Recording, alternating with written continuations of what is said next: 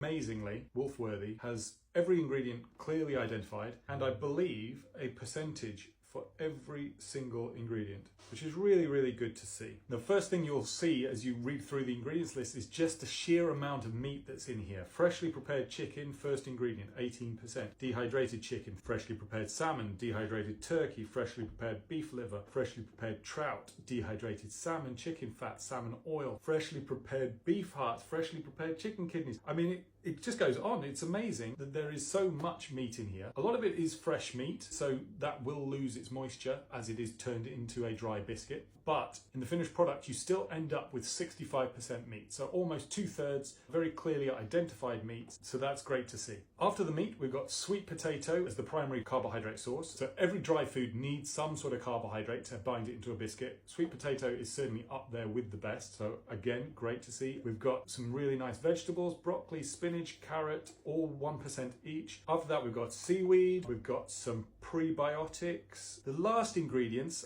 apple, cranberry, pear, bilberry, they're all 0.03%. I would say that that's far too little for any of those to make any difference, and I would sort of ignore those entirely. It does include some joint support, but at 180 milligrams per kilogram glucosamine and 125 milligrams per kilogram chondroitin, that's only around 1/10 of what vets would usually recommend. So if you are looking for a food to help your dog with joint problems, I would certainly recommend topping up with this food. That aside, sort of ignoring the last few ingredients from the ingredient list just because there's too little, it's still a very, very good food.